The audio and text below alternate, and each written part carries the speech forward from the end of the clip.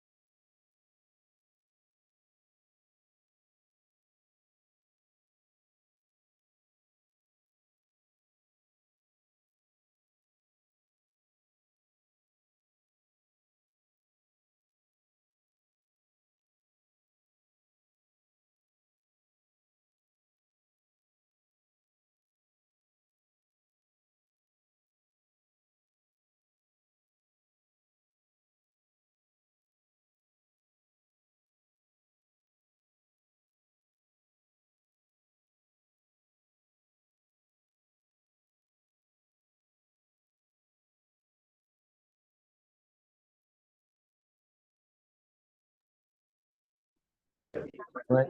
Hi, I'm Mariana. I'm right here. All right. In the Eagle Meeting. We saw the divot in the gut. How do you start and stop it? How do you start and stop it? Oh, thank you for just reminding me. I need to hit the record button. No, I don't want to go.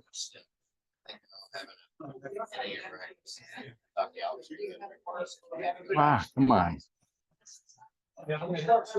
Come on. No, don't want that. I think you're already recording. Zoom. Yeah. I'll move it over. I'm supposed to pull up the participant list down at the bottom, which has the record button and everything.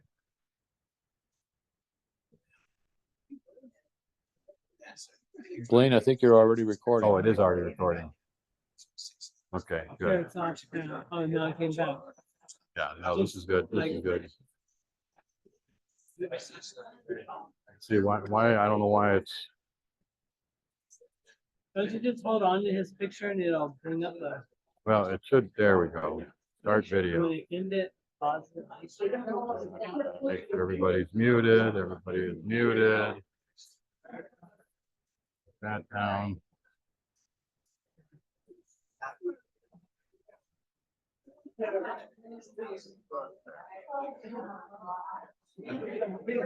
All right. And show me how to do it. I'll figure it out. No, I'll figure it out. we'll be good.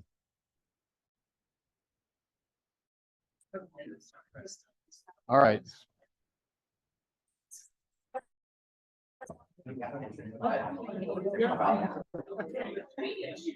She's a good fill-in. Mr. Speaker. Mr. Speaker, good to see you again, sir. One of our former interns.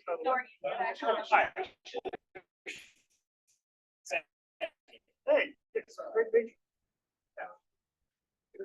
I'm putting you on the spot again. You know I'm leading you off with you. Look, I'm giving you 10-second notice. I'm gonna set that right there. Are you sitting here? Or, okay.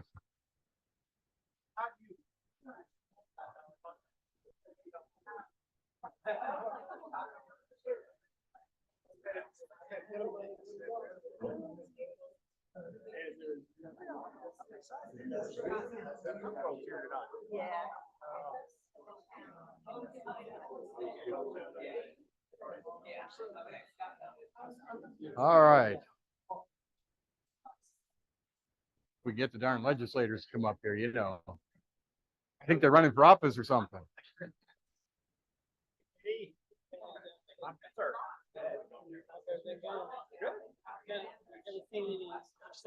Oh.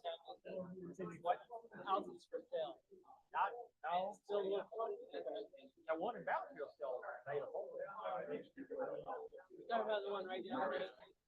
I like a little.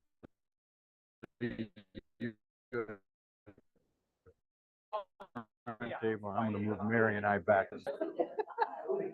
Yeah. We went to look at. Get you up there. So yeah, it's right next to 71. Right. I was like, I could not live here. I mean. Come on up. Yep. I do. Who's this young man? Eric, how are you? Late. Yeah. Yep. How do you know Mr. Eric? Met him last night. Oh. He's staying at my house. Or so. Yeah. He figures out where he wants to do. So. Very good. Are you from the area or where? Michigan. Oh, yeah. Uh-oh. Oh, he's from SNS. Yeah, but is he one of these guys that's gonna say go Wolverines? Yes. That's an important thing that we have to establish. Yes. You know, you either say Wolverines or you say go green, go white. I'm Big Ten too, but I'm from a state that we get beat in everything, so I got nothing. Yeah, there you go. So Eric, it was. All right, good to meet you, Eric. I gotta get things started. All right, come on up here. I'm gonna interrupt you guys. I gotta get this thing started. Mary, I put us in the next table if yeah.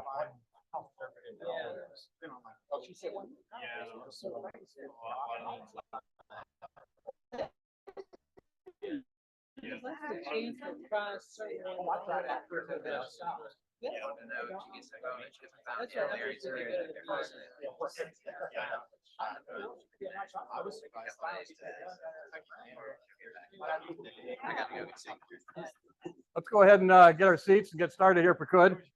We're running a few minutes late, but number one, getting legislators to sit down on time, that's always a hard thing. I mean, I just imagine if you had to try to do it with 80 legislators in the House, that's got to be quite the task. You gotta turn this thing on. What's that? What's How that? do you turn it on? It is on. The recording? It's not recorded. It's not. Yeah. No, that's just the time. You should be good. Yep. As long as we hadn't turned it off, we're good. All right. We've got a few guests in here. I'll just introduce myself. My name is Blaine Anderson. I am the Oldham County GOP chair, at least for another year, till reorg. Let's go ahead and start off with the prayer. And Miss Becky, would you go ahead and lead us in prayer, please? That you would help us to always be with you. Thank you for all of our many blessings that come from you, especially for your love, your grace, and your mercy, your protection and your provision.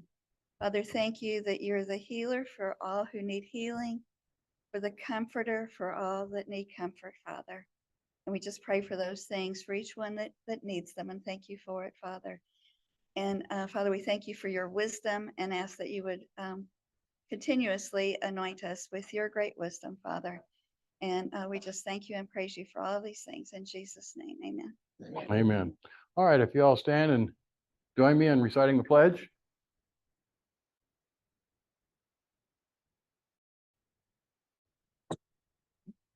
I pledge allegiance to the flag of the United States of America and to the republic for which it stands, one nation under God, indivisible, with liberty and justice for all. All right, you can have from here. We're going to do a couple of pieces of business before we get to the main reason I think a lot of you are here, which is to hear the most recent legislative session. But before we get to that, first off, if I can get a motion to approve the agenda, which is on the screen here. So moved. So moved by Kevin Jeffries. Do I have a second? Second by Bob Vessels. Any discussion? All in favor of approving the agenda, signify by saying aye. Aye. Opposed, so carried. Next, we have our minutes from April. You'll notice once again that Jim is actually sitting in the parking lot at the convention center right now. I talked to him right before this meeting started. So our very capable assistant here, she seems to be filling in a lot lately. But we greatly appreciate Deborah standing in there. I'd like to accept a motion to approve the minutes from April. So moved by Bob Vessels. Second by Shelley. Any discussion on the minutes? Hearing none, all in favor of approving the April minutes, signify by saying aye. Aye. Opposed, so carried. Okay, again, I moved new business right up to the top, and we can get to some of the other announcements afterwards, but we've invited our legislators. Jason, unfortunately, right before the meeting started here, he had another conflict that he could not make it to the meeting, but we all know that Jason does attend quite a number of our meetings, so we always appreciate the input that he gives. But it's great to have our Speaker of the House, David Osborne, with us. Also in the House, Ken Fleming, and our State Senator Lindsey. It is Lindsey, right? Sorry, it's a little joke at the Memorial Day service. Lindsey Tichenor here with us. So again, we just asked them to give us a little bit of a recap on what they how they felt the legislative session went. And, then, love to open it up to the floor here for any sort of questions that we might have of them as far as whether it's a session or maybe some legislation that didn't get passed and moving into the following year. So, at the women's club meeting, these two gentlemen were able to speak. So I think we should let the state senator. Oh, no. No, you want me to defer over to the Speaker of the House? I'll always go first. Oh, No, I can go first. I can. okay. And I will say this before you speak. Probably one of the most important things or the big news that happened at the end of the state senate is the change in leadership with the retirement of Senator Stivers, who was in leadership for Mayor. Yeah, sorry, Damon Thayer. Yeah, get those mixed up. But again, that's a big change in the state senate. So, Lindsay, Yeah, what's your take? sure. So this is my second session. The first one was obviously 30 days and that rolls very, very differently than a 60-day session. And so it's a lot of stuff squeezed into 30 days versus a lot more stuff squeezed into 60 days. But it was a good session. It was very fast paced as usual. A lot of emphasis obviously was on the budget, and we were able to push through some good things, some things I didn't necessarily like either, and that's just the way politics works, and you negotiate as best you can.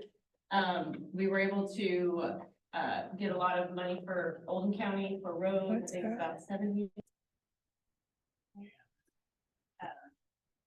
Really what I'm question, a couple of different things, but primarily looking at it, school choice was a very important piece of legislation that we had to move through, and that's just to get it on the ballot for the vote in November, and that will be a huge take.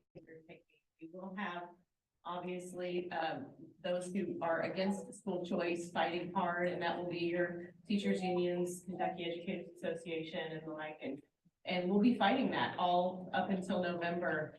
And I think most importantly, the message is just we want to have an opportunity to be able to write legislation that will allow parents to have a choice of what school is the best fit for them, so that the money, their tax dollars, can follow their child in order to have a good education. And my emphasis this session was to put a lot of bills forward that can further improve our public schools as they stand, because we don't want to just leave those aside and watch a mass exodus of our public school system. We want our public school system to operate the best that it absolutely can.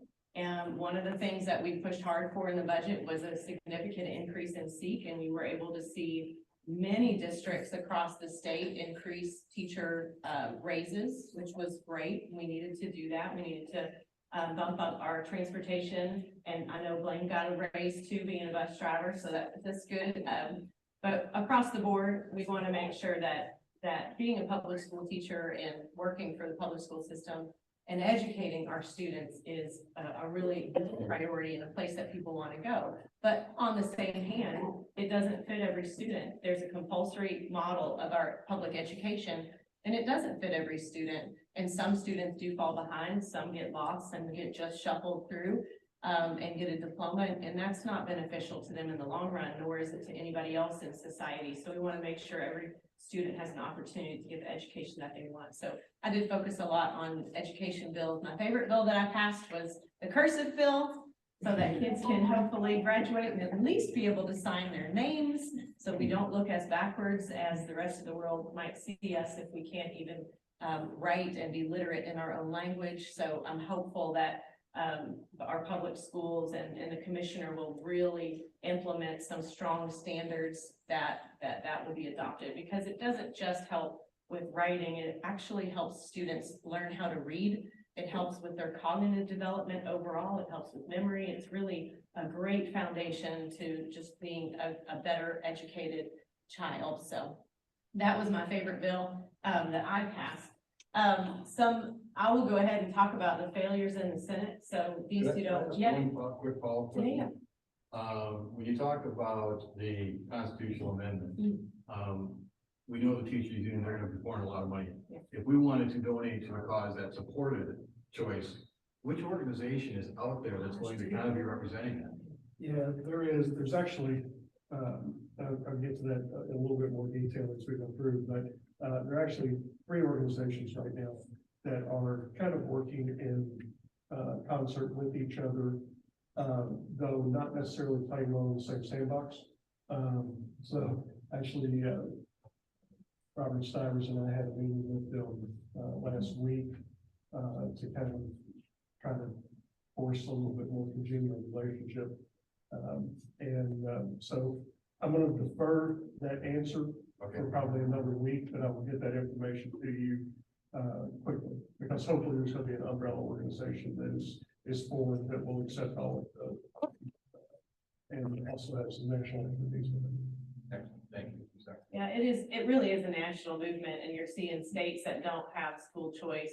We're one of a few, but more legislation is being passed across the nation because it's such an important issue. Education is just such an important issue, and we can't tie our hands on one single way to educate the mass majority of our students. So I'll talk about what I think was the biggest failure on the Senate side, and that was not passing SB 6, which was the DEI bill, which would have defunded DEI in all of our post-secondary institutions. And that bill started in the Senate, and it went to the House and was changed and made much stronger and much better, in my opinion. When it came back to the Senate, they didn't want to call it for a vote, and it didn't get a vote. And I fought until the last minute, about 9 o'clock before we went to the veto period, to try and get that called for a vote, and we still didn't. I just wanted the cards on the table. If it was gonna fail, let's let it fail on the floor. Let's see who's against or for. I'm okay with that, but they didn't want to call for a vote, so we didn't get to vote on that before the veto period. When we got back, I was still pushing for it, because I'm bullheaded like that, and even though the governor would have vetoed it, I still wanted that vote. I wanted it to come out of the Senate, but it didn't. So I know it's a huge issue, not just in our post-secondary institutions. It's an issue in our K-12 as well, and it is just destructive. Every bit of the ideology behind DEI is destructive in so many different ways, and I really feel like we have got to get a handle on what it's doing to our young adults and our students going through K-12. So I'm really hopeful we'll bring that back up next session. And I could keep talking, but these two have some things to say too, so I'll stop. All right. Very good. Man, he's putting on me. I think the bottom line, we passed a very responsible and accountable budget this year. We did exactly what we set out to do back in 2018, where we basically set up a framework on tax reform, controlling our spending, making sure that the taxpayers, your money is spent in a prudent, efficient, and effective way. And I think we've done that quite well. This budget around over $129 billion, I believe that's right. That we looked at. A lot of it went into human services, transportation, as Senator Tichenor mentioned in that regards. But I think our goal is to obviously go down to zero, and we're going through a very methodical, systematic approach in order to do that. And we did this by design. Going through this process last year, we didn't hit it. Well, there's some outside circumstances, particularly a few horrible events in western eastern Kentucky that sort of threw a wrench in. But if those weren't there, we would have put it. There's another issue. We could have gone down that path in terms of lower it, but we would be going against what we set up in terms of our structure, in terms of hitting these triggers. I don't want to take the thunder, but I think I will from the speaker that I think we're in a very good position going down to 3.5%. This in 2026. So I think we're on a very good path in order to get it down to zero. And why are we doing that? We're doing that to put more money in your pocket. And what do you want to do with that money in your pocket? You spend it, you invest it, or you save it. Those are three principles, I think, that I do my money, my own budget in order to do that. So we have those triggers, and we are not going out and doing tax and spending bandits, as some of our folks in the House and in the Senate, as well as on the federal level, that like to go out and do. So I want to compliment the speaker and leadership, as well as the Chairman Petrie, in the House, on the Senate side, to really stay into our guns in terms of spending. Because I tell you what, it's awful tempting to go out there and spend. So, so we're very pleased and with that, in that approach. I just want to talk a little bit about education. Senator Tichenor is very good and been very eloquent in terms of her passion, in terms of education, and doing a great job. And she and I are partner on one particular thing when it comes to Jefferson County. But I do like her cursive writing. I thought that was a great one, because I don't write cursive anymore. It's all print. It's been like that for a long time. I did learn it, but you do not want to read my right hand. It's pretty bad.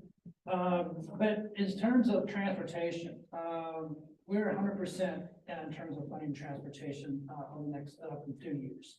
That's significant. What does that will do? That will basically allow a little more flexibility in these school districts to reallocate their money into maybe teachers' salaries, into bus driver salaries, into whatever.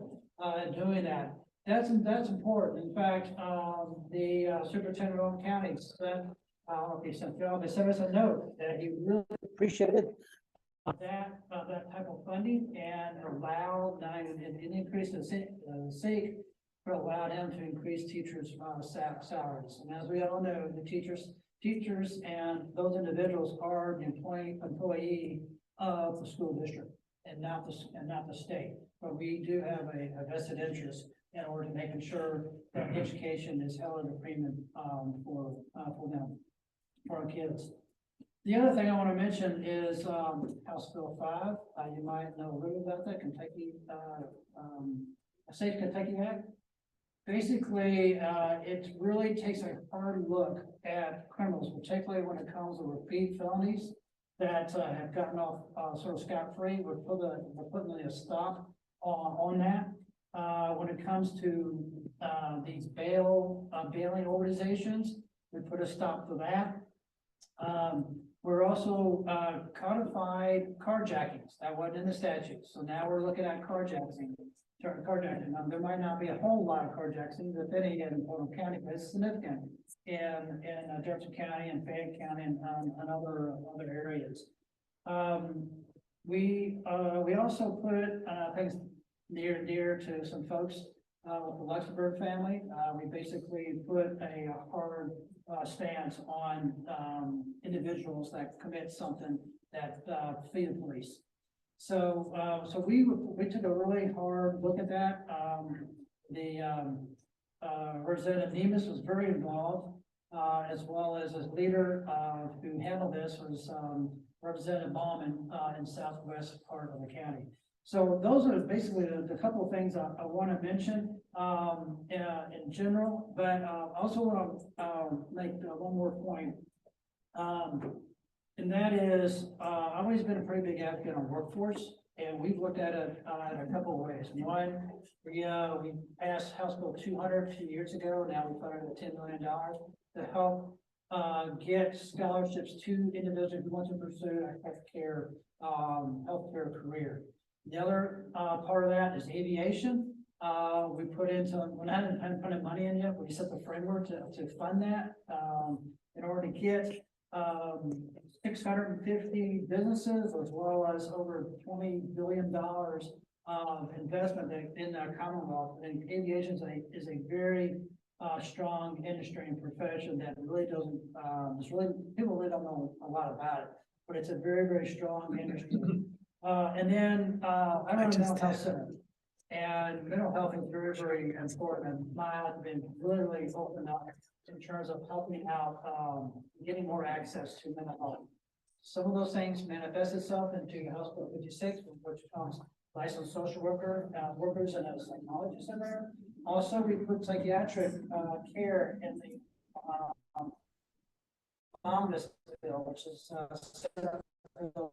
our House Bill 10 to help out pregnant as well as post-pregnancy women that go through those type of hardships when it comes to mental health issues. So those are some of the things that we did from my point of view, and I think we're very proud of the budget that we put forth, and I can't thank of y'all enough of y'all support, and really for us, I think we've done a really good job in maintaining our control spending.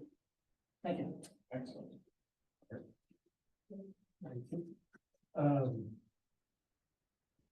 When we went to caucus retreat last year in November, into November, we spent a lot of time going through focus groups, going through some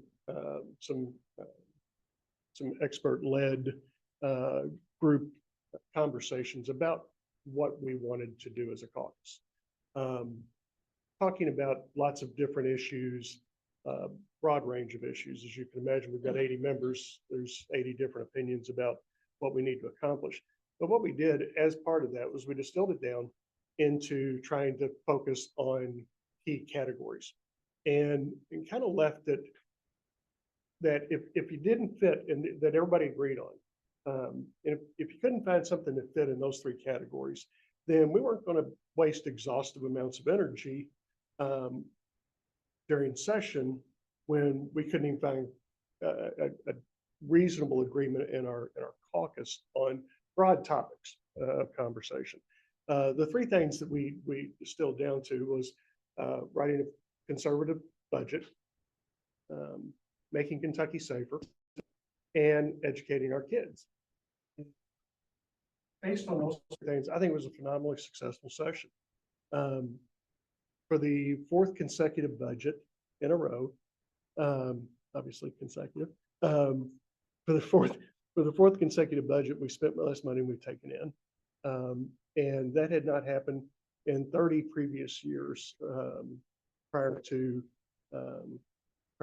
2018, including our first budget that we wrote. We were very focused on reducing making that initial income tax cut, and so we actually balanced it to the penny of what we had to spend. But in 2020, 2021, 2022, and 2024, each of those four budgets has spent less money that's been taken in. That's no time in Kentucky history has that ever happened. And it is almost getting to be normal, which is kind of an encouraging thing. The first couple of years, we had lots of defectors, especially when that COVID money started coming down. Lots of people that were jumping at shiny little objects everywhere. But it's kind of gotten to be normal now. And I will tell you that people got much better at asking for money this session than they did 2 years ago, but we still managed to hold the line on it. And one of the ways we were able to do that was by dividing our budget into two categories. We had House Bill 6, which was our normal operating budget. So our anticipated revenues, projected revenues, and expected expenses going forward, recurring expenses, recurring revenues, and put that in one bill. There was also a lot of demand to spend down some of our budget reserve. Our budget reserve was on course to reach about $5.5 billion, which at some point becomes hoarding. And it's important that we return that money in some way as possible, as much as possible. Obviously, we're trying to do that through tax cuts, but secondly is to invest in the future of the Commonwealth. And we created House Bill 1 with the expectation and the idea that these are one-time monies. They will not do anything to create new expenses, and we will not count on these revenues going forward. This is money that was in excess of what we needed for our budget reserve, even with the spend down of a little over $2 billion, almost $2.5 billion.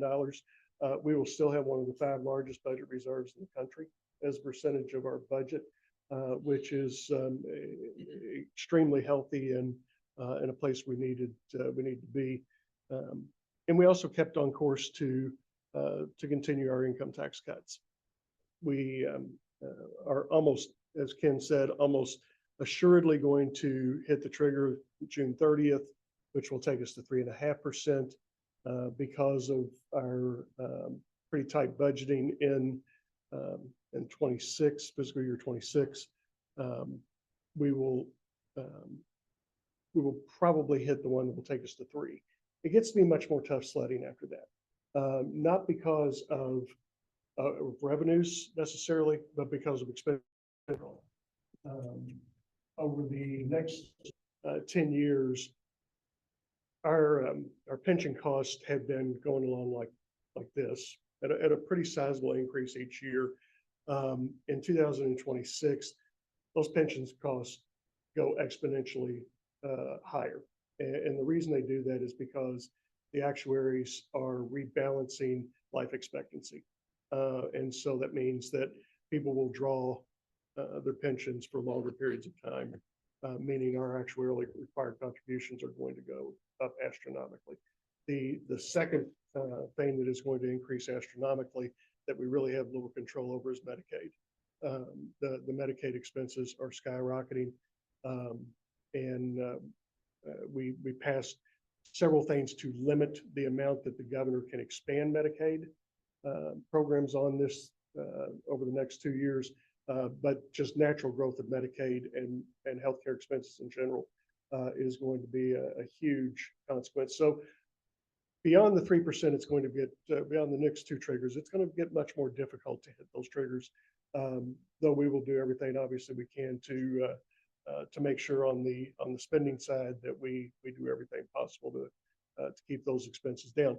Second thing we came up with that we all agreed on was keeping people safer. Ken touched on the Safer Kentucky Act, House Bill 5. I genuinely believe, while it has lots of critics, that it will make Kentucky safer. And interesting, we've taken a two-pronged approach to dealing with incarceration in Kentucky. You know, for a long time, our criminal code has been getting eased to keep low-level offenders in or from clogging up jails. But the one thing that we haven't done is we haven't done things to really address recidivism, which we've made significant investment in that this year through workforce development. We are starting to utilize public-private partnerships where making inmate labor available to private companies to help ease the workforce shortage, also teaching a trade to those folks. We've increased educational opportunities for those that are incarcerated, as well as access to addiction recovery. All those things reducing recidivism, or hopefully will reduce recidivism, and again, make Kentucky safer and help address our workforce issues as well. The third thing, obviously, is education, which Lindsey touched on. House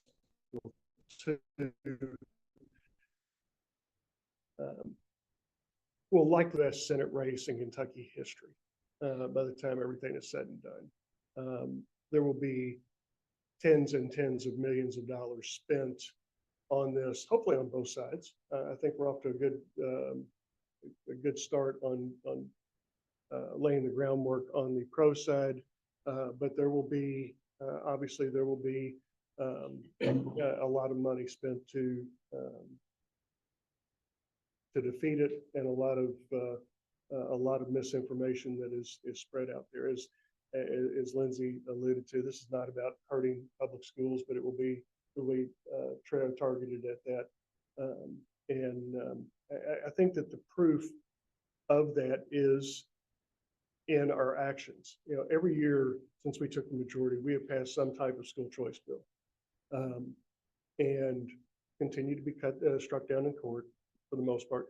But each of those years since we've taken the majority that we passed school choice measures, we have also increased public education funding to record levels. Now, there's lots of arguments that can be, and logical debate that can be had over whether it's enough or not. I understand that. It likely is. I'm never probably going to get to a point where we're going to have everybody agree that the amount that we're putting in public education is enough. But it is undeniable that each of the budgets that we have passed has increased it to record levels, with the exception of 2020, which was the COVID year, which we held them flat on those during that budget. Couple other things. Interesting fact I heard about the cursive writing bill. NASA will not hire an engineer that does not write in cursive. You're kidding. They will not. No matter how smart they are, no matter how good their grades are, no matter how well they perform, if they do not write in cursive, they will not hire them. Which I just thought was amazing.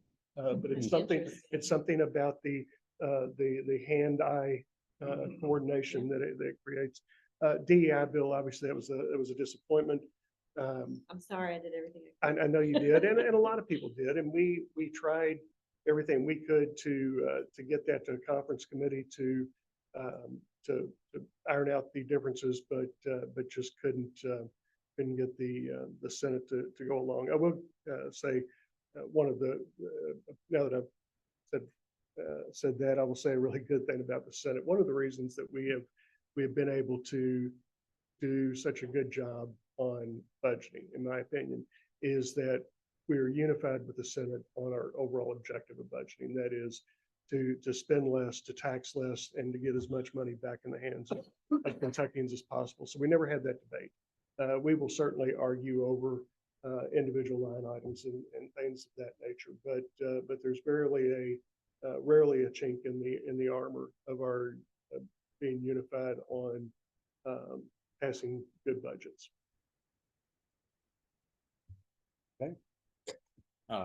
Let's open it up for some questions. Oh, Adam put his hand up right away. Wow. One of the things, especially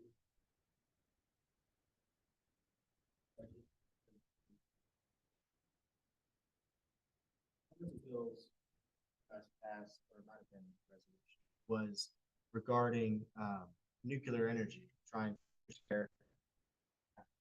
I was just curious if in the next session or future sessions, what, if any, plans you guys had for kind of moving Kentucky's energy reliability away from coal and maybe into more like the nuclear realm. I don't know that we're going to, I don't know, Adam's a great alumnus of the Speaker's Office intern program, so I appreciate his work, and has now moved on to bigger and better things, which we're always proud of. But I don't know that we're going to move away from coal dramatically in the short term.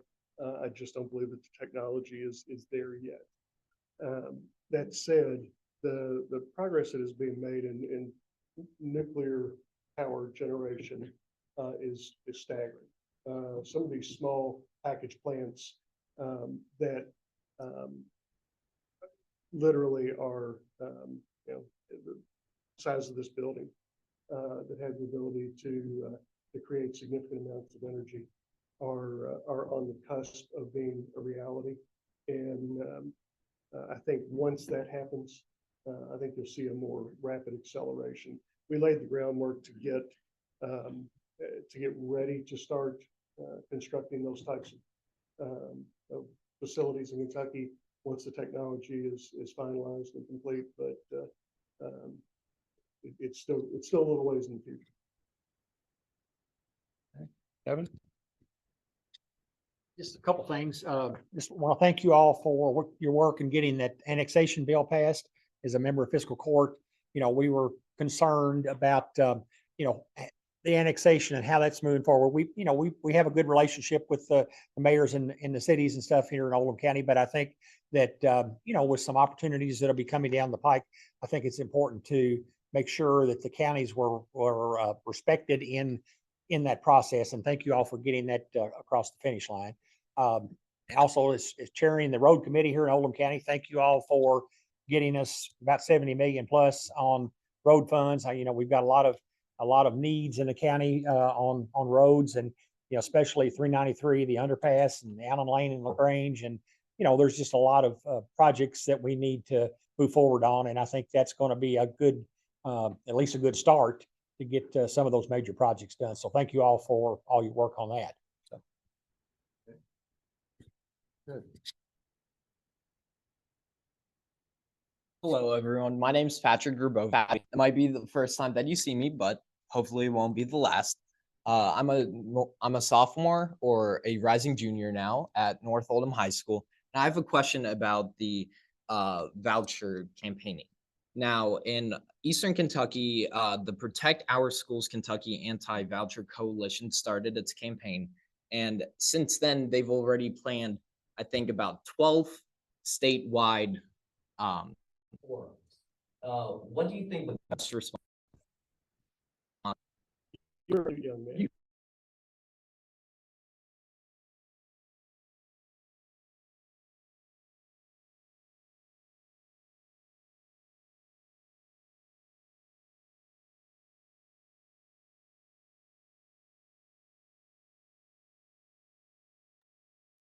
We can't hear him.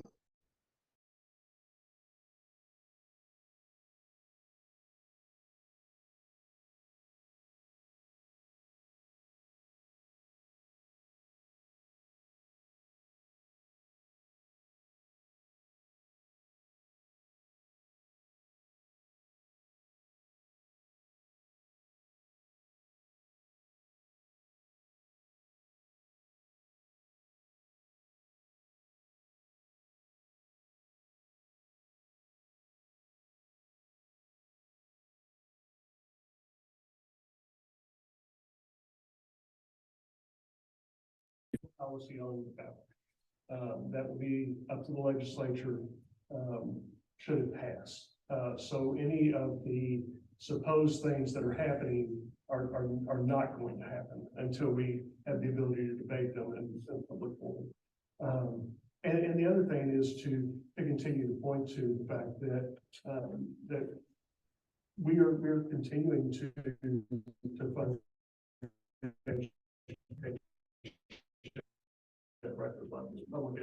it's the vast majority of people, whether it be here in Owen County or whether it be in Pike County or Pickett County in Kentucky, the vast overwhelming majority of kids are still going to be educated in public schools. And we just need to make sure that everybody has as many options available to help themselves and their families the best way they possibly can. Thank you. Robin? Oh, you want to follow up? Yeah, I can.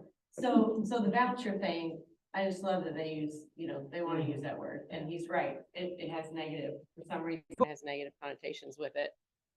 Voucher programs are used all across the United States and they work. I don't know why all of that word became bad.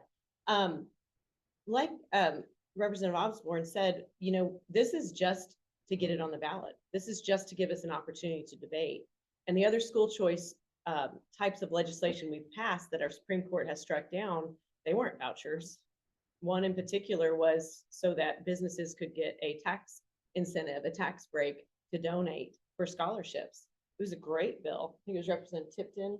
I don't remember the number. It was in 22. Oh, McCoy. It was a good bill. It's a great piece of legislation, but they were able to find just some wording in there that they felt was in conflict with our Constitution. So that just speaks to the need to change our Constitution to be able to allow us to have the discussion.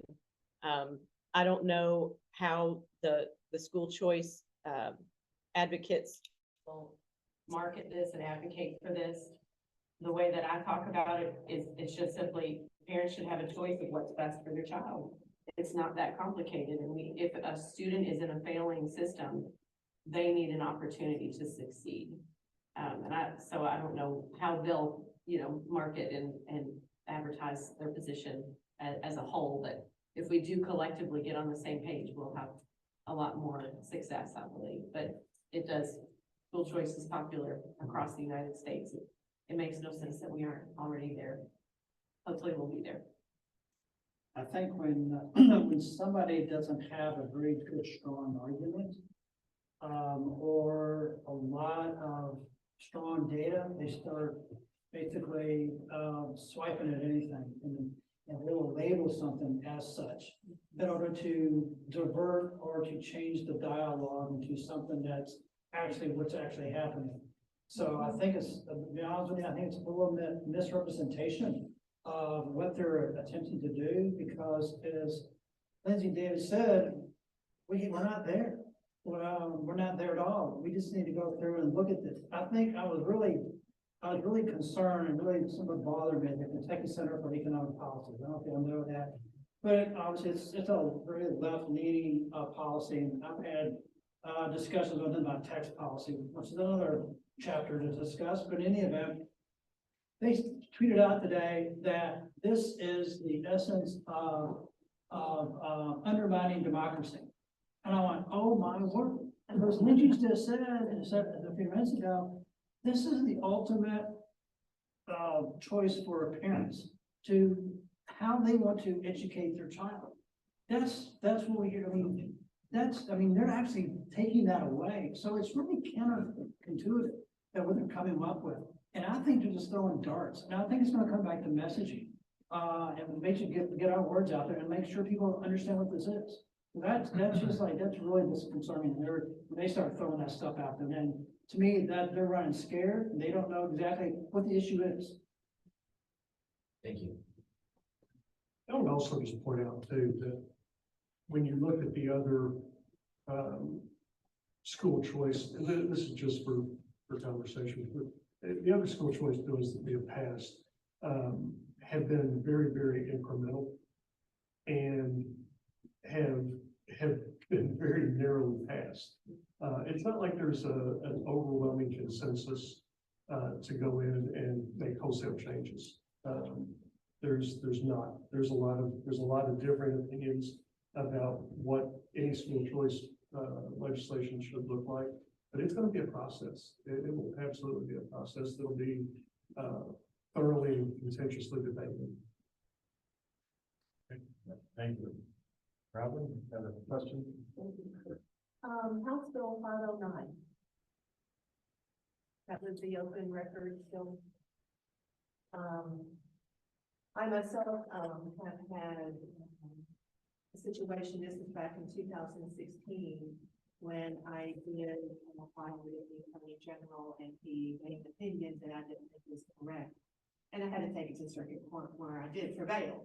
But of course, you don't sue the Attorney General, you sue the agency, which was the Cabinet Health and Family Services. You know about that agency, you know that they really don't like to abide by the record requests.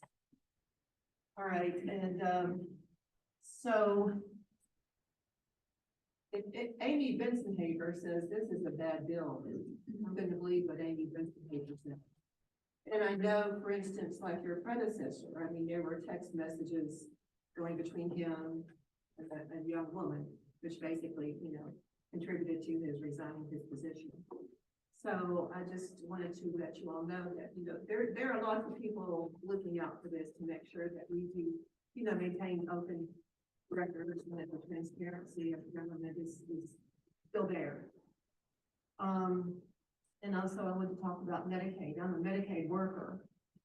And I have seen, and you know, like you said, the population is aging. I'm seeing a lot of people going into the nursing facilities. And what I'm seeing is that if you're married and you go into a nursing home, your home then is left for the community spouse. You don't have to worry about that asset. It's there for the community spouse to use. But if you own another piece of property, what you can do is you tell your son, I need you to buy 1% of the value of that property, and that therefore excludes that second piece of property from being included in the calculations as far as, you know, what resources are counted. So I'm thinking that in the future, we're going to see a lot of resources that aren't counted. You know, Medicaid's only got X amount of dollars, you know. Does that make sense what I'm saying? It does, and Robin, I can't tell you exactly the details, but we passed something this year that tightened up the language on assets you could have for and still qualify for Medicaid. The only reason I remember it was because, I can't remember the details, I'm sorry. But I do remember that there was a lot of outrage, expressed by, the other side, about how horrible it was. But we did tighten some language there, but I'm gonna have to get the exact details on you, like, for you, but I can't put them. Yeah.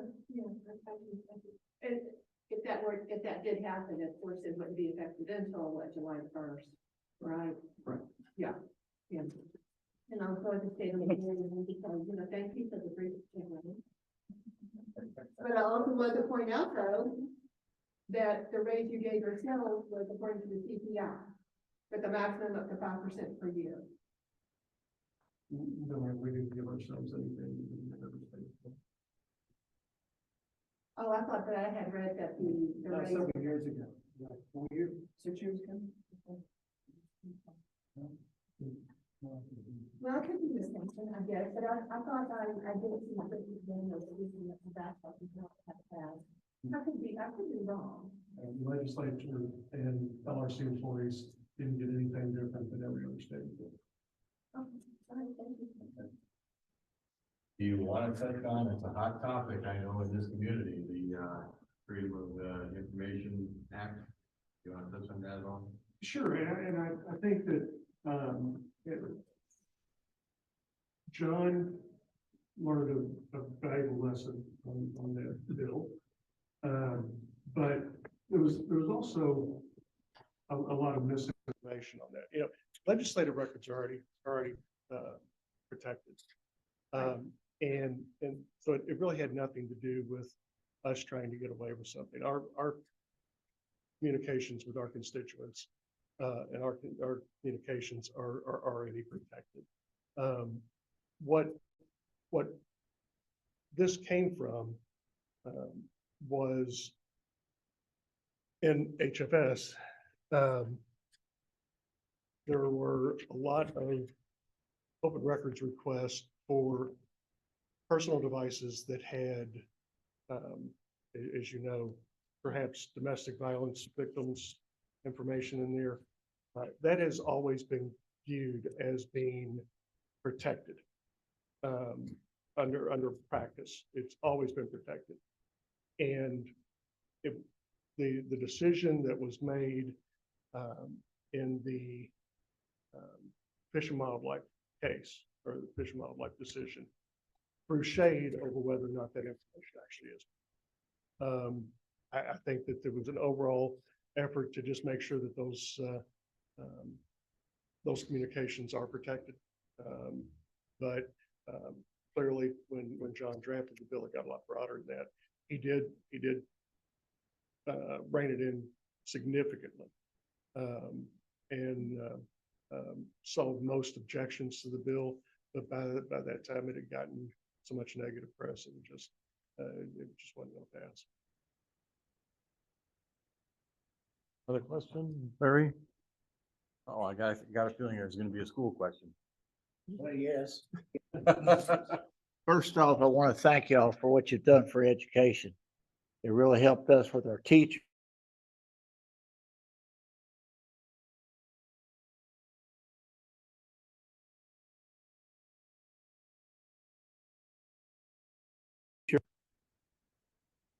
That was a big question up front, and y'all took it out.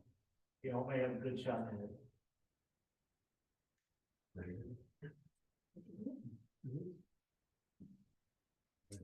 Hi, thank you for all your work. Every time I brief people up here, I rave about how hard you all are working. My question, I guess, is somewhat general. When I elect Republicans, I'm electing them to be fiscally conservative, constitutionally conservative, and socially conservative. And in my vision, only one piece of social conservative legislation passed this time. And I would say that's HB 278. That passed on the last day and apparently under duress. Like that came out in the press that there was a lot of negotiations to even get a vote on that. That wound up voting, I believe that passed 96-0, and it passed unanimously in the Senate. So my question is, other than HB 278, what is the best piece of constitutional conservative or social conservative legislation that you passed this session? Just any bill that you passed, other than that one, that you would call constitutional conservative or social conservative. We passed a couple of personal privacy bills, one involving the Second Amendment, the other involving personal data. Lindsay actually passed a bill relating to sex offenders on the internet, social media. We passed another social media bill that will ultimately, in all likelihood, be struck down by the courts. No. The deeds bill? Yeah, the deeds bill, and that's because of preemption. And until the federal government acts on that, there's just very little. What that bill does is it essentially holds social media companies accountable for using AI or other types of data to target certain people, to target activities, particularly with minors. Federal preemption makes it very difficult for us to manage that or to control that. We went as far as we could with the hopes that it'll stay legal, but I fear that it won't. Similar bills have been struck down in other states. We also passed the property protection for landlords. Really, it was, I guess, focused on what Lexington has been trying to do in Jefferson County to force their landlords to accept Section 8 applicants. And, you know, obviously, property rights is kind of foundational to our Bill of Rights. And we stood really strong on that. And we did get a lot of opposition, but it passed on both chambers. So that was a big constitutional issue. There's a lot of social things. That's kind of the realm I like to legislate in. They're hard to get past. They cause a lot of firestorm in the media. I don't mind getting beat up over those things, but a lot of legislators don't want to have to deal with that. So some of those things are just hard to get moving and to maintain that every year, keep fighting that same battle.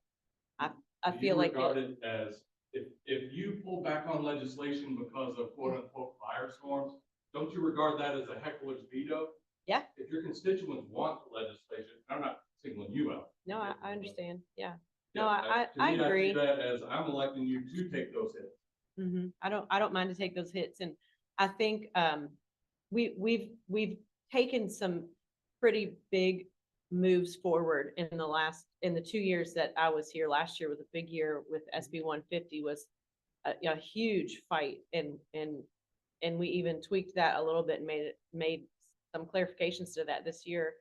And I feel like personally, we have as a society and as a governmental authority have let some deep roots sink in that the left has just taken ownership of, and they've controlled the message for a long time. And we've just, we're conservatives, we're out working, we're out being good citizens, we're not paying attention, and they're gaining ground every chance they can. And now the fight is a harder one for us because we're behind. So, but I want to keep fighting on those issues as much as we can, because there's a normalization of the behaviors that they're trying to say. I mean, the drag queens and drag queen story out. I mean, all of a sudden it's a normal thing. This was not a normal thing 4 years ago. And all of a sudden they want us to think this is a normal thing. So issues like that keep coming in our face. And, obviously we're coming into June and we're going to be running from rainbows everywhere in our society now because we've not been fighting this battle.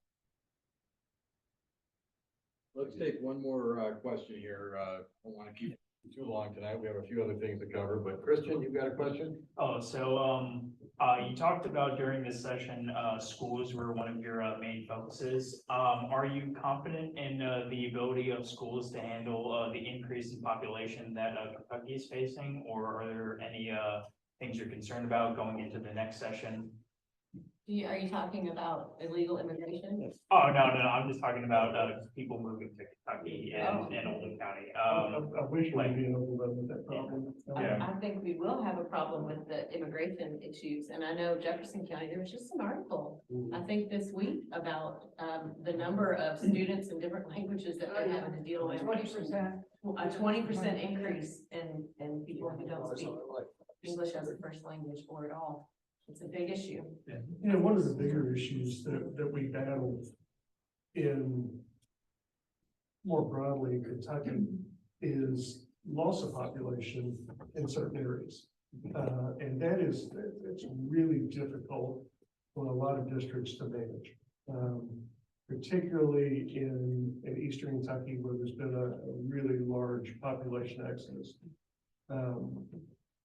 It's gotten very, very difficult for them to manage not only their budgets because of loss of population, but also their curriculum because of loss of population. When you have fewer students, you have fewer options that you can give, and so to try to provide to see them jumping through hoops to try to provide a well-rounded education for a decreasing population is really a significant obstacle.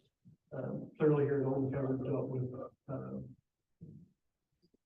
increasing population for years because of the influx here into Oldham County. And I don't see, Larry, I don't know what the most recent projections are. I don't see any reason that would suggest that our Oldham County school population is going to do anything to continue to increase. It'll increase, but we've got to set it up with property valuation where at certain levels, so we can somewhat control it. But it is increasing. But it is a management issue. And one other thing on schools that we didn't discuss and got the two primary components of it right here is the Jefferson County Schools resolution. I don't remember the number. 81. 81 that Ken sponsored and Lindsey carried through the Senate. Really important piece of legislation. Really important working group that's going to work on this. To look at Jefferson County Public Schools, like to your point, 20% dealing with English as a second language. Jefferson County faces different problems than a lot of places do. There's 138 legislators and there's probably 138 different ideas on how to help Jefferson County. None of those being destroyed. It is purely to try to help Jefferson County do a better job of educating all kids in Jefferson County. And there were some prevailing ideas on how that should happen, but I give a tremendous amount of credit to Lindsey and Ken and the others that worked on it by not going down that path of we think we know how to fix this, because people have asked me for years why I get so stressed about Jefferson County Public Schools, since I don't represent Jefferson County. The fact of the matter is it's 17% of our kids, 17% of our future, either 17% of our future successes or 17% of our future problems. And we cannot afford to have Jefferson County Public Schools failing. And I think any way that we can figure out to help them is good. I like this approach because there are a lot of smart people in the legislature, a lot of smart people about education policy in the legislature, but nobody that singularly has the answer, I don't think, to doing that. And we've put together this work group that will bring in national expertise. We budgeted for it. for hiring, consultants from around the country, to work on it. And I'm hopeful that we come up with something that, will not only be good for Jefferson County, will be good for Kentucky as a whole. All right, well, let's, Can I just congratulate them? Thank you for everything that you've done. I know David doesn't have any opposition. Lindsey isn't up and Ken is gonna need our support. But thank you very much for speaking to us. I know everyone in the room appreciates you coming, answering our questions. And thanks for all you do. yeah, okay, great. And that's exactly right. Ken now knows his opponent, Coach Kate. She won her primary, about a 59-41, I think was the margin there. And she's a worker. She worked hard to win her Democrat primary. She's gonna work extra hard to try to knock Ken off. So we will be having the contributions committee. It's on our agenda here, but I'll just mention it since it's brought up. That's going to be getting together here. Kevin Jeffries again is going to chair that committee.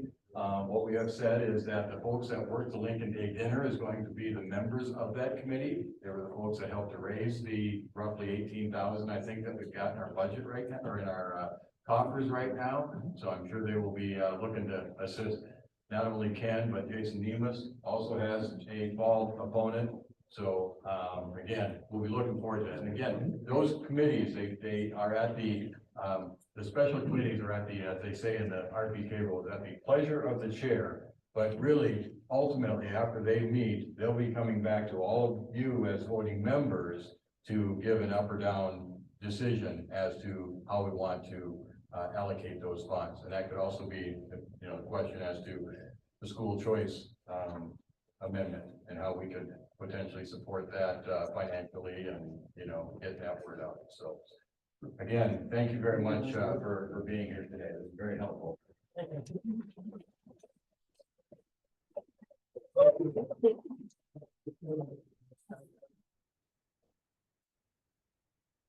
And Christian, that gentleman back there in the blue UK shirt, he's on our school board, Larry Dodson. So if you want to talk about school planning and where buildings might happen and what the triggers are and all that stuff, every time I talk to Larry, he gets me educated on how this process works.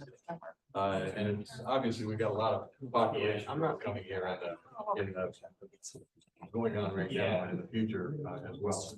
Okay, let's keep rocking and rolling here. So we're up to back up to chair announcements. Again, folks, hopefully it's only 2 pages. I think it's down from, I think it's about 8 pages. The May newsletter, trying to highlight a few different things here. I think Mary's going to probably in her announcement talk briefly about the Memorial Day program that happened yesterday.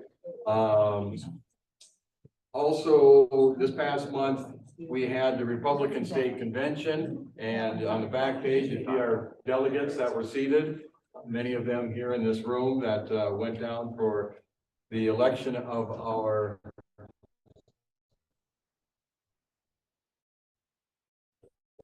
national delegates that go on to then 5 delegates and alternates to the national convention. I think we all have sort of some ideas on how we could improve the process of that state convention. I'm smiling when I say that. Let's see here. I do, before I move on to Mary here, you know, and did Adam sneak out on me here? Or did he just go rush down to the restroom? Okay. Christian was at the state convention, new resident to Prospect, I believe. Is that right? No, I've been living in Prospect for like 3, but I've been interning at Republican Party of Kentucky, so and they need volunteers, so I volunteered. Yeah, so it's great to have met him at the state convention. Patrick and Mariana sitting up front here, and Deborah, is there something we should know about Patrick? Yes, I was going to get it in my report, but I can go ahead and tell you. I just was introducing some guests, but Yeah. please. Yeah, so Patrick was the winning contestant of our writing contest essay contest that we had this year for the Women's Club. And the topic was, remember it, what is an American freedom that you appreciate and how have you benefited from it? And it was 1,000 to 1,500 word essay, and he knocked it out of the park. So congratulations to Patrick, and he was able to get $500 out of us as a result. And he came for our brunch, and we met his family, and we're just thrilled to have him come tonight. Very interested in politics, and we didn't know that when we read the long read on the. I don't know if that essay is something that you could forward to me. Maybe we can put that in the future Well, newsletter. Sounds pretty It interesting. belongs to him, so you ask his permission. Yes, You're not the only person that's asked for it, so just send them to Patrick to ask his permission. And then We have several hundred people that are on our email distribution list, so we'd love to have that out there. And then Eric, thank you for joining us here with Charlie. Appreciate that. I'm still not quite sure if he's University of Michigan or Michigan State. We'll figure that out. It's a Big Ten thing. And Adam, I'm gonna give you a chance here in a second just to say a few words. When we get to elected officials and stuff, I'm gonna put you on the spot. I'm giving you an advance notice. Is that all right? All right, very good. I saw a hand. Did you? You answered it. I just wanted to read his essays. Oh, yeah, perfect. Okay. I think that's it on that end. Mary? Vice Chair, you want to talk about yesterday? I'll just say that, the essay was so good and I was not on the committee to judge, but I questioned whether you wrote it or AI wrote it. He's way smarter than I am. Yeah. So. George Soros. So you wanted me to talk about, Memorial Day. It was great. The Lord gave us beautiful weather for that day. The community band they're just knocking it out. I mean, I'm a high school drummer and I love the drum, and they've always had one drummer. They had 5 in the percussion section this year, and they were just so good. We can really be proud of our community band. And they'll be playing Oldham County Day, which I will talk about later. Yep, yeah, I've got Or I it can on do that. it now. There was one thing that, someone said to me and ended up talking to Joe Hamilton. Why weren't the Republicans recognized for giving donuts and coffee to everybody? It's because that event is not about politics. That event is for our fallen veterans. And so the 39th region has chosen to not bring us up, to not put the Republicans in their program. We were mentioned, not by name, that we were back there, but we had a little, GOP on shirts, so people noticed that. So that was good. That was just one little thing that, if there's a question, that's the reason why, and I think it's a good reason personally. That's about it. Okay, very good. And again, the Women's Club and a few of the rest of us passed out donuts and coffee and water. Great event. If you haven't had an opportunity, folks, really, it's an hour out of your life that you'll really enjoy. Yeah, no, I was going to say senator, but he ran for state senator. Galrine was the guest speaker, and with his background in the military and whatnot, he was also a fantastic speaker at the program. So, all right, I'm going to skip us down to the treasurer's report. You can see it on screen here. So our current checkbook balance with the ITC is $17,339.77. You see, there's a couple of checks that have come through the print refinery for Lincoln Day printing, The next check, 1311, to myself, that was for the President's Award. We have our annual Zoom subscription that came through, and then a few supplies that I got for the mass meeting that we hosted. We've got check 100 there, that's for the Project Guild. I don't believe that's come through yet.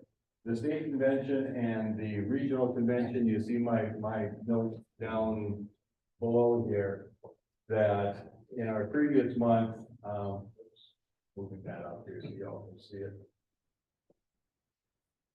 We had a motion to cover up to $500 for registration fees for the district convention and the state convention. So the district charged $10. We had 12 delegates that were seated, so that check was written for $120. At the state convention, we had all 13 of our delegates seated. I dare say we were probably one of the few counties that had all of our delegates that were seated. A lot of them, there was many counties that had 0 people that represented their counties. But that was 13 delegates. They charged $25. So that check was $325.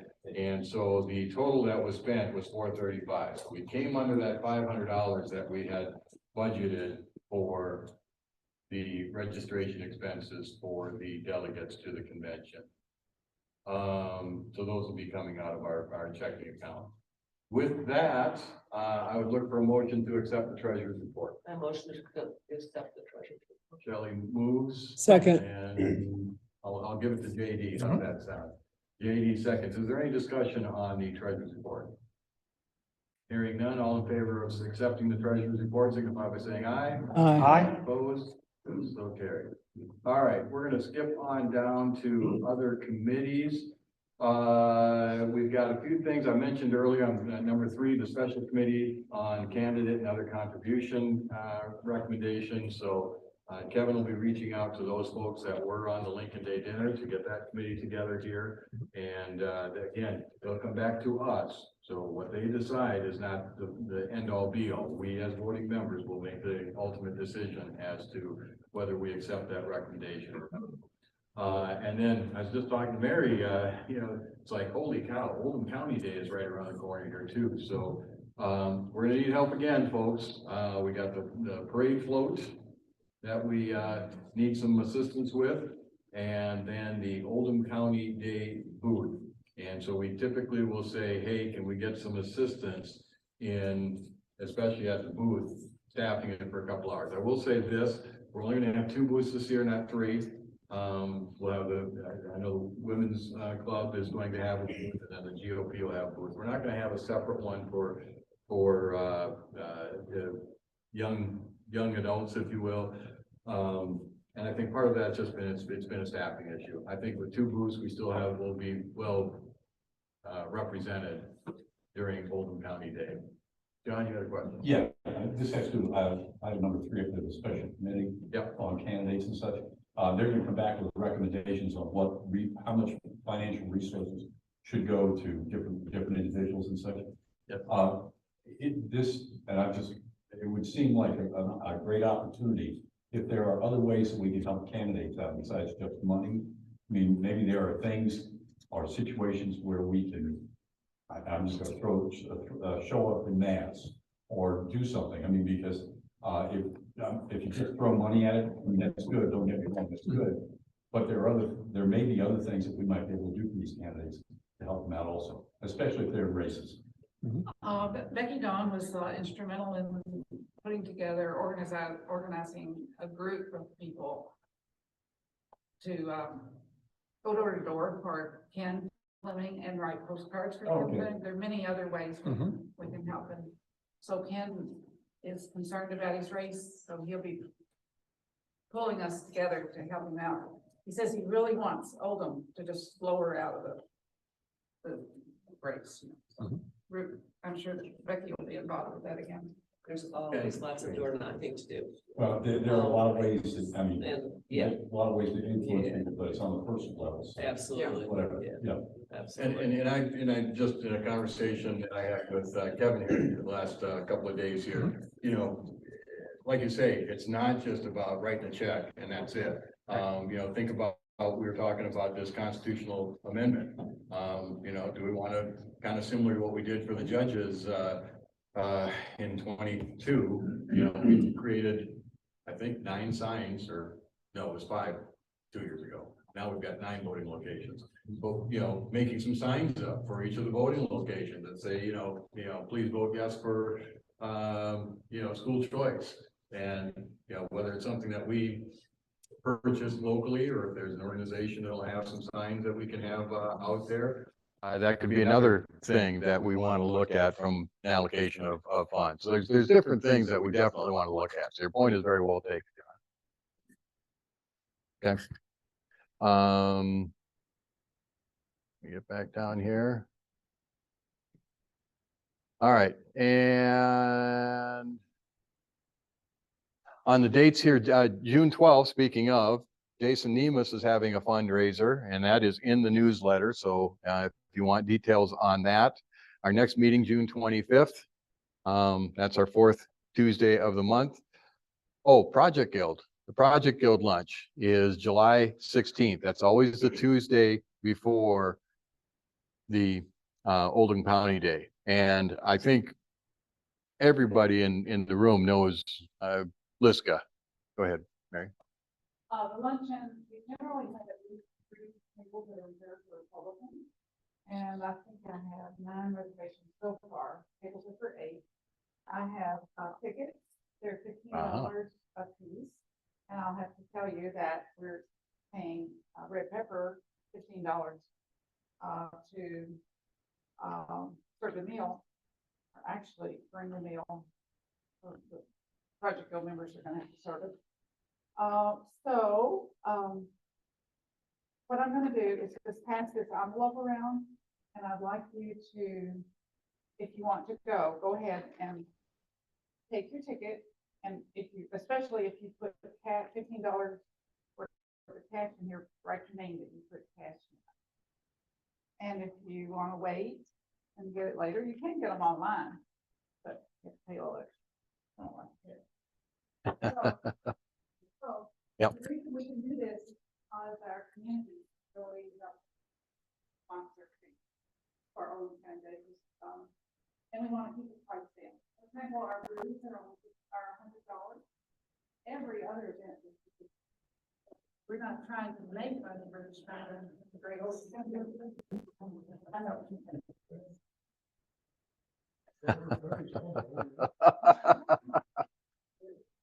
And so get that back to. Thank you. Yep. And LaGrange Rotary, we're also a big supporter of the luncheon. I think we've reserved 40 seats, if I recall, for the lunch. So we'll definitely be there. If you notice, I'm wearing my Rotary shirt today. Okay. So Oldham County Day, Republican National Convention. We all know that's July 15th to 18th. That should be a very interesting week. Let's get down to announcements. Miss Deborah Graham, we've already kind of gotten one of your announcements, but what else you got? With the brunch that we also honored our scholarship recipient, which this year her name was Carly Graves, and she attends South Oldham High School, and she received $1,000 from us to go towards her education. She'll be attending Miami of Ohio in the fall. And another guest that we have is Patrick's sister that we should introduce, Mariana. She didn't know about our scholarship, or she would have applied, and maybe both would be sitting here as winners, but that seems to be a problem with trying to get information through to our schools about Republican ideas. And I think one of the reasons why maybe we were able to get the essay through is because we did not specify whether it was male, female, Republican, or Democrat. We just said we want kids interested in patriotism. We want to get them thinking about it, and we got it through the school system. So it just was a bonus that Patrick's Republican. So his sister Mariana is also Republican, and she'll be going to UK this fall and is interested in helping us out in some ways and maybe walking with us, doing some things like that. So we're glad that they're both here with us tonight. Our guest speaker for the brunch was Allison Sheffer from the Board of Education. She kind of kept us engaged on what the board has done since she's been in office in terms of just their budget and of course giving the raises to the teachers. So it's a very positive to hear from her on all the great things that Oldham County Schools are doing for our students. We participated in the honor flight last Tuesday. We're greeting the veterans coming back from the Washington DC. And if you've not been, I didn't get the opportunity to go. I know Mary's been before, but the ladies that went were just so amazed at the appreciation that these veterans have for the people, and that the airport was just lined with people greeting them with flags and posters, and it was just very touching for the veterans. So if you not scheduled yourself to go on an honor flight to welcome them home, it sounds like it's just a great opportunity to just really acknowledge our veterans. We did have the donuts and coffee for Memorial Day. Mary was the Oldham County Women's Club chair, but apparently she was doing a dual role. We had a GOP bid on, so she was both Oldham County Republican and GOP that day. And Blaine, of course, bought us the water, which we appreciated for having that service. I think we gave away 7 dozen donuts, so we had quite a few people stop by the booth, so that including Patrick and Mary. So it was great to be able to talk to so many of our community. And I think it is a great thing that we do, not make it more political, and I appreciate that. That's what we're here to honor the veterans. Our next thing that we're going to be having as a club is our meeting greet is on June 6th, and that's something that we do every quarter to welcome potential members that may want to join us. And so our members will bring friends of theirs and acquaintances along to just get to know us on a personal level. So that's June 6th. So if anyone here is not a member that would like to tell people what we're all about, it's going to be at my house, poolside, but you don't have to wear your bathing suit on June 6th at 6:30. But you could if you want. We're going to push you in the water. But then we will be working on Oldham County Day coming up, so preparing for that. And our next meeting, which will be June the 11th, we will have Dr. Jean Allert from the Institute for Shelter Care with us, and I think she's going to be giving us a lot of information on human trafficking. So if you're interested in hearing that speaker, she will be with us in June. That's what I have. Thank you. All right, very good. Hey, Glenn. Yes, I want to jump in and give a shout out to the other proponents and our son graduated from North Oldham High School Sunday night. She was the student speaker and she knocked it out of the park.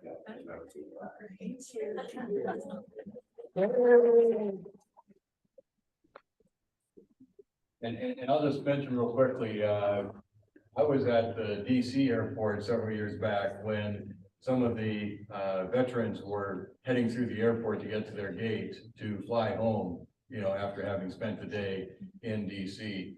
And I tell you, just a moving experience when these people are coming down, every terminal, you know, where all these passengers are, they stood up, they applauded, and just, you could see the joy on the faces of these veterans. And then when they got to their gate, I happened to be quite near their gate, they had performers and had everything else until the flight ultimately left. So it's really a fantastic deal that they have. All right, Liberty Club, does anyone have an announcement from the Liberty? Pam said she put the announcement on the Zoom chat. She's on Zoom. Oh, okay.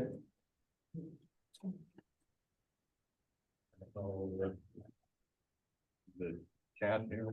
Oh, well, I'm pulling that up real quick here. Next is elected officials. So Kevin, do you have anything? And then I'll go over up to Adam. And since I said I'd put him on the spot. Yeah, just a few things.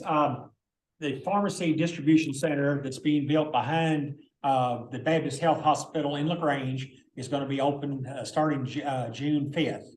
That's a huge building, and there's going to be at least 180 pharmacists will be hired for there, along with support folks or whatever. So most of the pharmacists are going to be making, 6-figure salaries. So that should be a really nice addition to Oldham County. So they're gonna open that in the fifth. Baptist Health is, been remodeling one wing of the hospital up there for behavioral health. And I know Ken Fleming has been, has a real interest in that. And so anyway, they're opening that up, the new behavioral health wing on June 13th. So a lot of things going on with the hospitals. And so we're really excited about, we've kind of partnered up with them. The county did provide some funding to help, them build that wing and whatever. So I think that's going to be really nice. The aquatic center opened up last week on Saturday. We had a great turnout. Over 300 folks attended. I think on the opening day, I talked to Rachel Baines, she's the director. They had I think about 800 on Monday over at the new aquatic center. Wow. So if you have an opportunity to stop by, there's it's a really nice facility, and I think kids are really enjoying it. So, and they've got lab pools, and they've got it set up to where if you have mobility issues, they have a chair to lift you in and out of the lap pool. So I think it's going to be really nice for, for folks that are, have some mobility issues. So take a look, go by and take a look at it, because I think you'd really enjoy that. We had, as everybody knows, had some bad storms over the last few days. We've got, at one time, we had over 4,500 folks in Oldham County that were without power.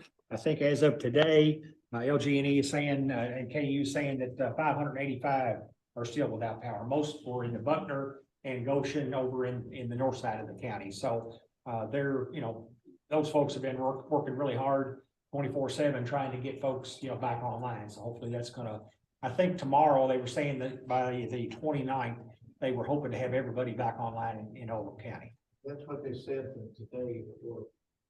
I'm sorry? That's what they said they were. They got 19,000 still out. Okay, gotcha. Okay. Let's see, what else? I think, if you have any trees down in, there, I know, I talked to Ben Kimler, he's works with the road department here, he's a supervisor.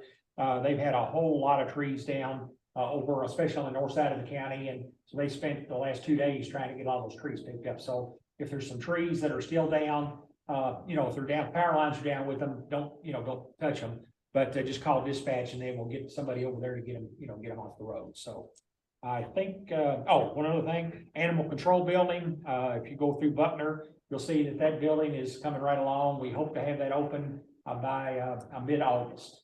So that's going to be, a real nice facility once we get that done. So I think that's all I have, sir. How about exit 20?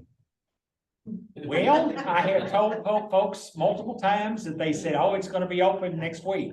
And they've not come through yet. They told us last week when I talked to them that they were going to have it open this next week, but it was dependent upon LG&E getting the wiring, the electric turned on to the overhead lights. Well, with all that's been going on with them, that's probably going to be pushed back again because they're not going to have those LED lights, the overhead lights turned on, I don't think. So, but as soon as we get something more definitive, I will post that on, the website and on our page and whatever, my page, so that folks will know that. But they have told us since December that was going to be open every, 3 weeks, and then another 3 weeks. And anyway, I'll believe it when it happens. That's Well, I have a question about that. Sure. Is there copper involved in that? Oh, yeah, there is.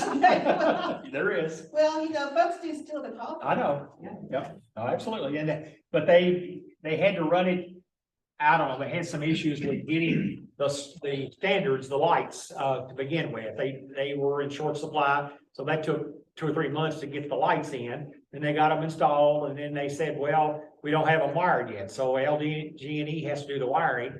Well, now with all this, all the damage that's had to their infrastructure, that's been put on the back burner again. So. Just a quip. You got a better shot at winning the lottery than you do projecting when that's going to. I agree. Well, and here's a important thing to know, folks, that especially if you live up in LaGrange, once that is open, the mayor today, he was our speaker at Rotary, and he said that then after that's open, the Highway 53 over the Interstate 71, the overpass there that we've all probably hit a pothole or two on that bridge, that's going to be closed for 10 days. Oh, no. Completely. It is. Completely. So the plan is, they want, first off, traffic to be able to get in and out of 20. But if you're trying to get from Mary's house to Kroger, you're gonna be going down Commerce and coming up around, what is that, Ernie Harris, the Parkway, and coming around that way.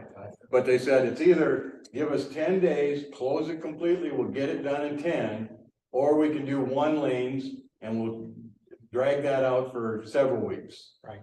And so the mayor said, well, that seemed to be the better thing is, yeah, it's gonna be inconvenient, but it's gonna happen pretty closely on the heels of when 20 opens. So hopefully if that does open here. But they're not gonna open, they're not gonna do that until they get 20, the exit 20 open. Right. And one other thing, I've had a lot of questions about those LED lights saying, road closures and whatever on 53 there in LaGrange. What that is Texas Gas is putting new gas lines under 71. So when they're unloading equipment there on 71, they shut down 1 lane or whatever, and that's what those rolling roadblocks are. So they're moving in there to put new gas lines underneath 71. So that's what's going on with that. So that's all, Blake. All right, very good. And I've got Liberty Ladies report. They decorated the veteran graves with flags in Bedford, Moffett, and Pleasant View cemeteries. I believe that was done on Saturday, if I recall. June 14th, they're going to celebrate Flag Day and President Trump's birthday at third turn. And Lisa Harris is lining up speakers from the Louisville GOP. So that's what they've got going on. So June 14th, June 14th. Okay. Yeah, I'm gonna just turn this back over to you there, sir. Are we done? No, Adam? Those of you that don't know me, my name is Evan Hope, and while I am not an elected official, I do work for one. You may be familiar with him, the Attorney General, Russell Coleman. Just to kind of give you an update for what his office is doing. They've been really involved recently in fighting back against a lot of the things that the Biden administration is trying to push down through the EPA. In particular, stuff targeting electric vehicles, a lot of the mandates that they have, they're trying to essentially get the country to switch over to not just electric cars, but electric powered, semi trucks, buses, those kind of things. And they're trying to do it within the next 10 to 15 years, which, if you know anything about the current state of not just the sale of electric vehicles, but the infrastructure and everything that goes into that, that is a completely unworkable, unreasonable timetable. And it also goes against a lot of, personal freedom aspects of what we as Americans kind of take advantage of to a certain extent. And so we're fighting back against that. We've joined coalitions of 25 and 26 states on 2 separate lawsuits suing the EPA through the Biden administration to try and get them to at least put a hold on it, maybe extend their timetable. If not, just eliminate it in its entirety.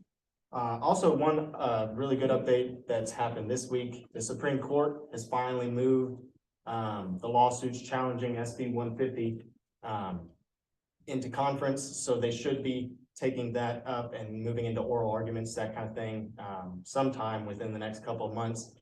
And so Attorney General Coleman is going to be heading up to DC to argue those in favor, like Attorney General Cameron had in the past. And so hopefully that we can get a good resolution with that and the couple other lawsuits that we're working hard on right now. So.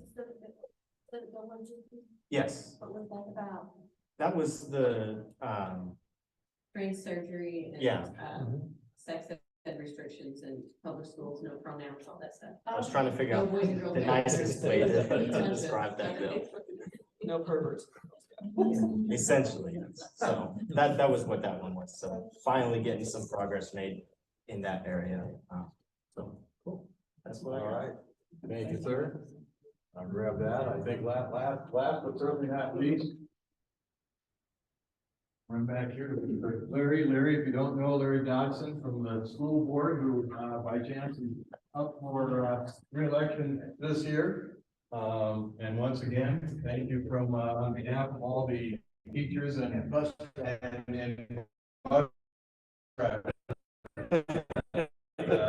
you support it. All teachers a 7% raise this year. Saw a paper yesterday. Our school district gave the highest raise of any district in the state. We gave all our hourly employees a $2 an hour raise, 7% on a smaller scale, doesn't amount to much. So all of them got $2 an hour raise, so. Is it well deserved? Yes.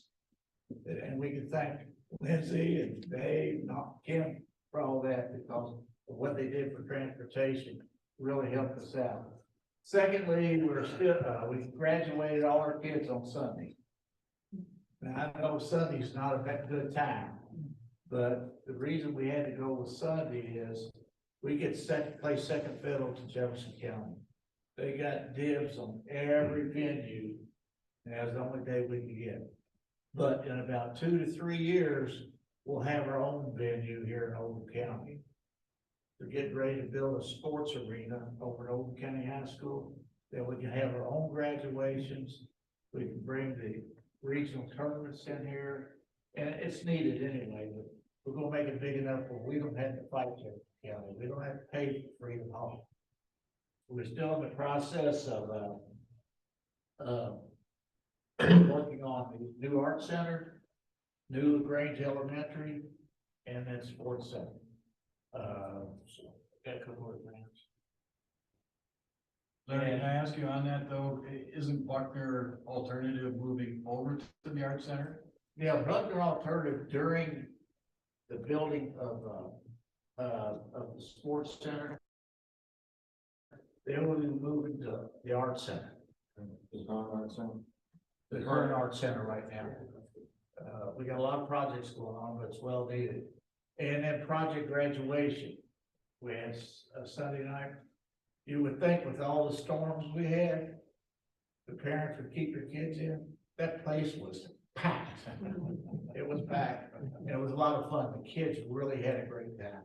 But remember, now they're out of school, so you're gonna see them running around the neighborhoods and what have you.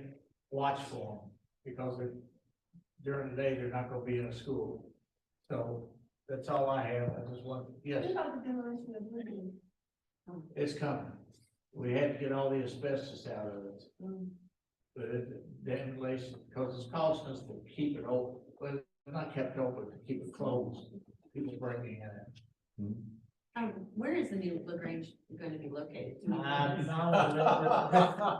been asked that about the Art Center and LaGrange, and I'm not at liberty to say because we're still working out the details. Once we get it, you'll see a big sign that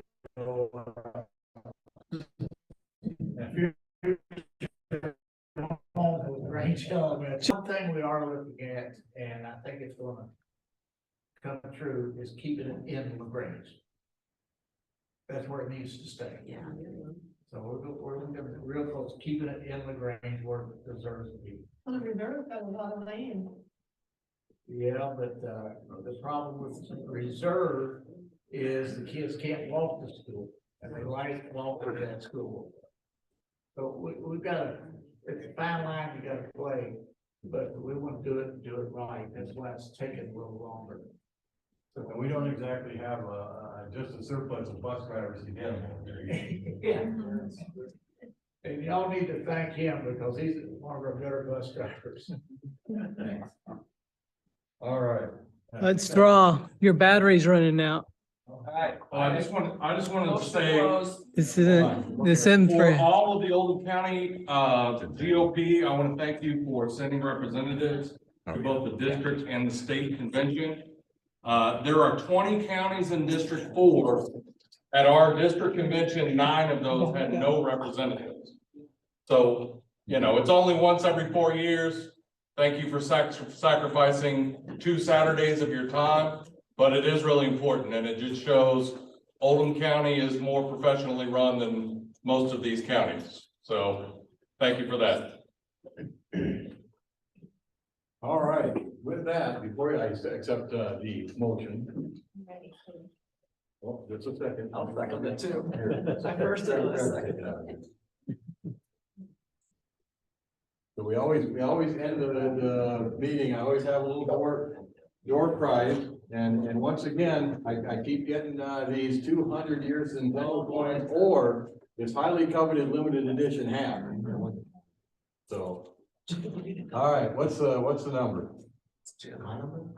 Well, the one you drew. That's the one you drew. Use your number, yes, it's 9224524. All right.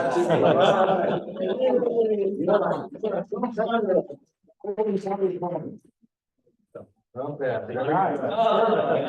And with that, Kelly, did I hear a motion? I motion to close. Ben?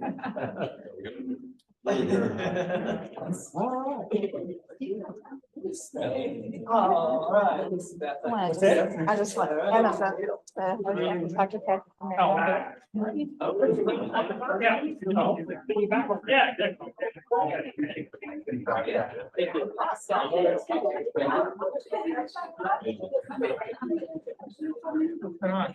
Hey, Dr. Prim, how are you, sir? Good to see you. See you. They have a lot going on. A lot of stuff, but it's. When they have library. Yeah. It's early fall. Yeah, right.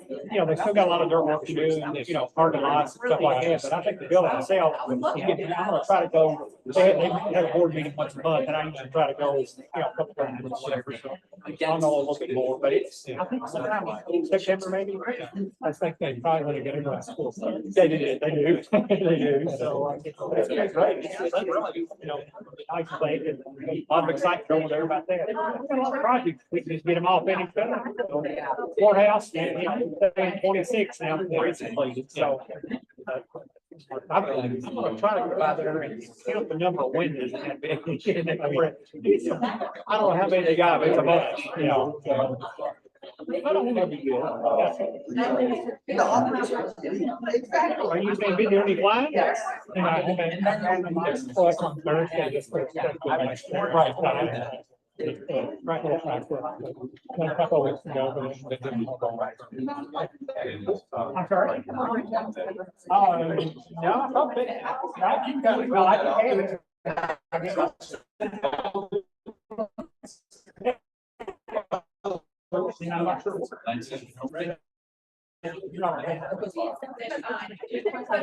Well. Oh, yeah, okay.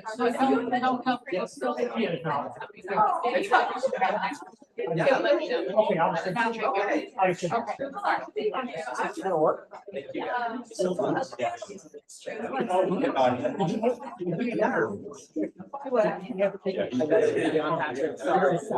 Mary, need for one below back. But make sure that for the committee meeting, you talk to Deborah. Because, we're gonna have less availability than anybody. And so we need to get a date that for sure they can. Saturday's probably. Well, they're having a baby in June and they're having a wedding in June. Oh, okay. And so they'll be out of town for the wedding. Right. So make sure that you don't have a date for that. Okay. Get John wants to go. Is there a better time?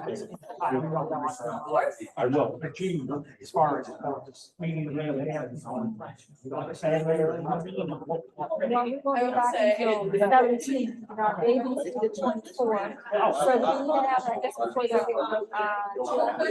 or so, we're trying by the 12th. So.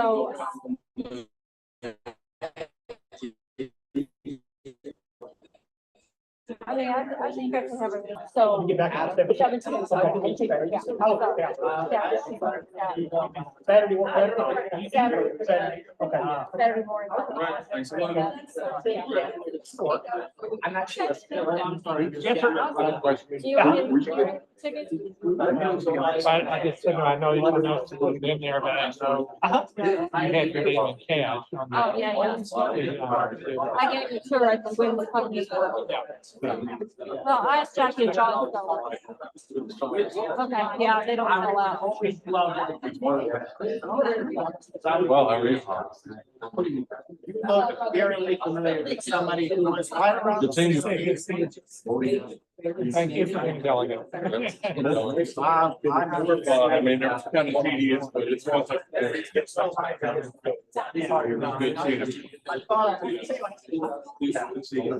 So are you?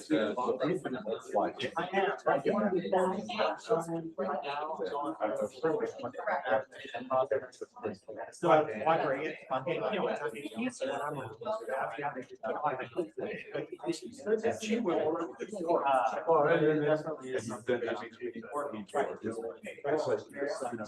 She will. She just graduated high school.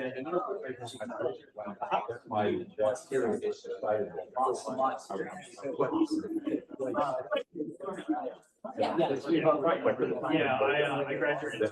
Oh, nice.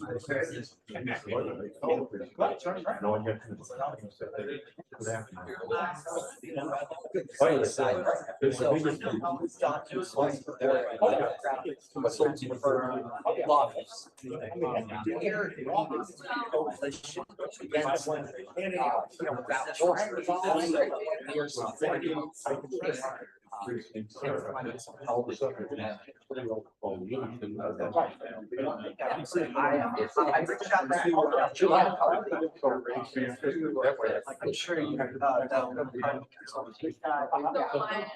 I got a shadow which I'm very pleased about.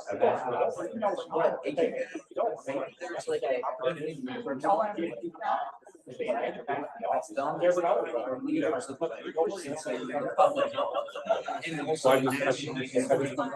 I'm not sure like the details behind all of it, but that could be, that's something that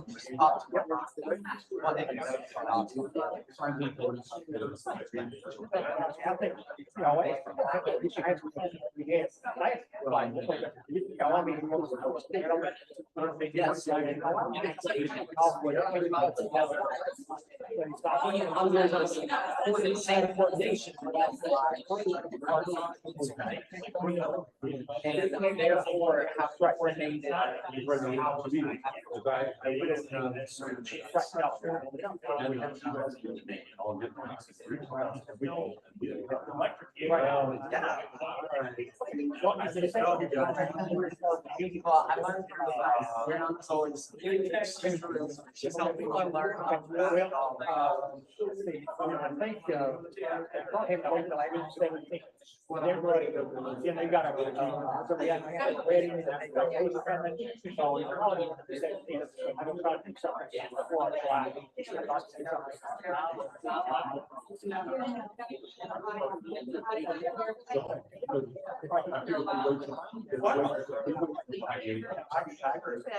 All right, we're gonna try to get.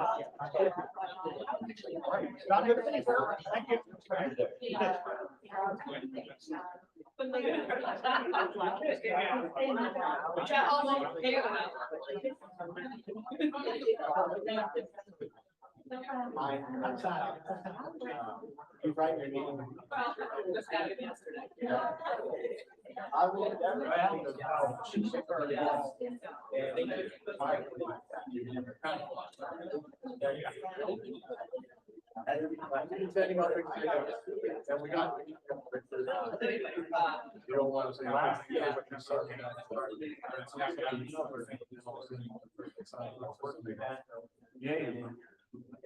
Yeah, I agree with you.